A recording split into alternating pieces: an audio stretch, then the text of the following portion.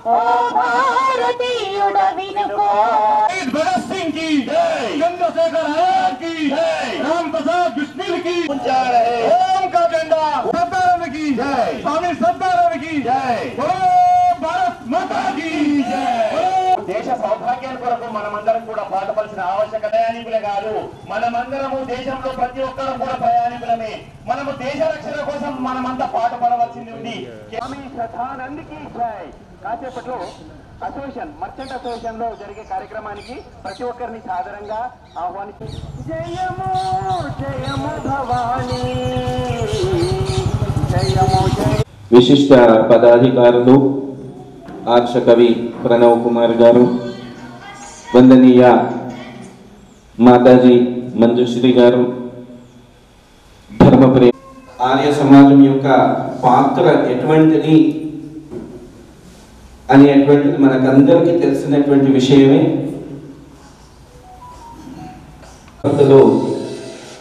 మన ఆర్య సమాజ విచారధారతో వచ్చినటువంటి వారి యొక్క స్వామి శ్రద్ధానంద బలిదాన దినోత్సవాన్ని మన ఇందూరు ఆర్య సమాజం ఆధ్వర్యంలో అన్ని ఆర్య సమాజ వాళ్ళము కలుపుకొని చేయటం చాలా ఆనందదాయకము, హర్షించదగినటువంటి విషయం. నన్ను అడిగితే నాకు తెలిసినంత వరకు యావత్ దక్షిణ భారతదేశంలో మనము ఆర్యులుగా గర్వపడాల్సినటువంటి విషయం. మంజుశ్రీ అమ్మగారు మన మధ్యలో ఉన్నారు. వారు తన అనుభవాలను మనకు తెలియదు. బిల్డింగ్ లో జరుపుకోవడం చాలా శుభసూచకంగా తెలియజేస్తున్నాను.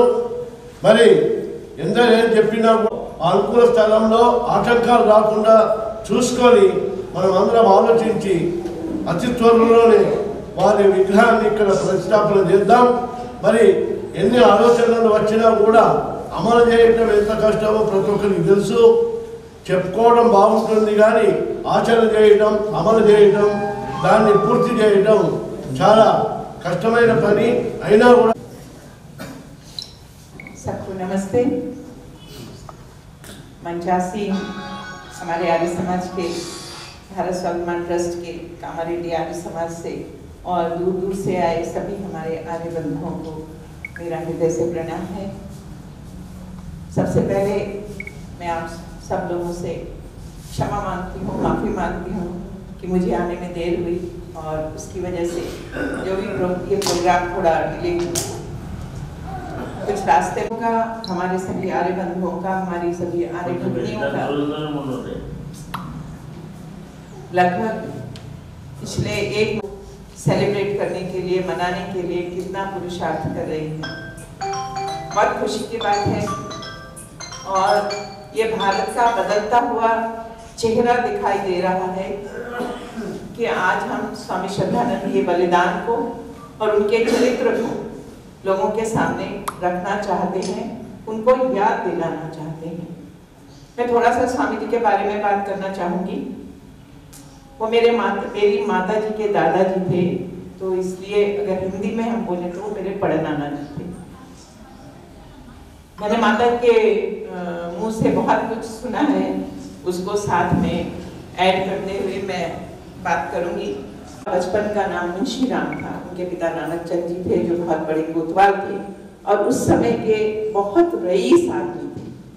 वो फ्रांस से आते थे, उनके परफ्यूम जर्मनी से आते थे। उनके पास 8 घोड़ों की गाड़ी थी जिस पे वो सवार होकर जाते थे। उनका जो घर था वो एक राजमहल से कम नहीं था। उसके आगे इतना बड़ा गार्डन था, बाग बगीचा था और जहाँ बैठने की जगह थी वो भी एक बारी में 40-50 लोग बैठ करके बात कर सकते थे। इतना वैभव था उनके घर में। उनके घर में पैदा हुए स्वामी श्रद्धानंद मुंशी राम। ठीक है, बहुत रईस घर में पैदा हुए तो इस तरह के जब धन ज्यादा होता है तो इंसान में गलत आदतें भी लगती हैं, पर मन में शुरू से एक भटकाव था। वो एक सत्य को ढूंढ रहे थे, एक सच्चाई को ढूंढ रहे थे। इसके लिए वो ईसाई धर्म में भी गए, वो मुस्लिमों में भी गए, ब्रह्म कुमारीज में, जहाँ ब्रह्म समाज में भी गए और उन्होंने बहुत जगह बनारस हिंदू यूनिवर्सिटी कहाँ नहीं वो भटके। और उनको क्या था, एक जगह जाते थे उसको थोड़ा उनको फिर उसमें से कुछ दिखाई देने लगता था, उसको छोड़ देते थे, फिर दूसरी जगह, इस तरह से बहुत भटकर उसके साथ में बहुत दुर्व्यसन। उनकी शादी हो गई, उनकी पत्नी ने उनको बहुत संभाला और कई बार तो ऐसा होता था कि वो इतना पी वगैरह के आते थे कि वो घर में आके सब वमन वगैरह होता था, पर उनकी पत्नी ने बहुत संभाला। फिर उसके बाद जब वो बरेली गए तो बरेली में वहाँ पर उसी समय वो कोतवाल थे उनके पिता, उस समय बहुत बड़ी पोस्ट होती थी, जैसे कमिश्नर कलेक्टर जैसी पोस्ट होती थी।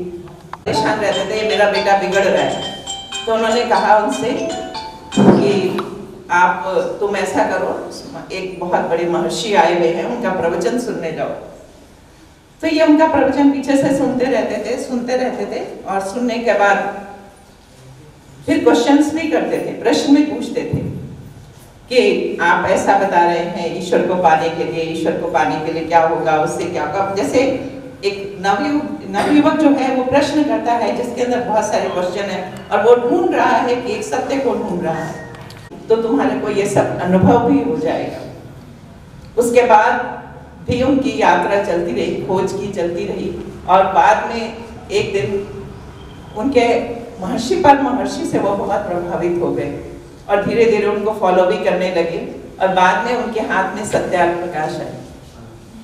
प्रकाश आई तो उनका जीवन बदल गया। और हाथ में सत्यार्थ प्रकाश लेके उन्होंने पूरे भारत की यात्रा करी, बहुत लोगों से मिले और उसके बाद धीरे करके उनका जीवन ऐसा बदला कि वो आर्य समाज के एक बहुत बड़े स्तंभ बने।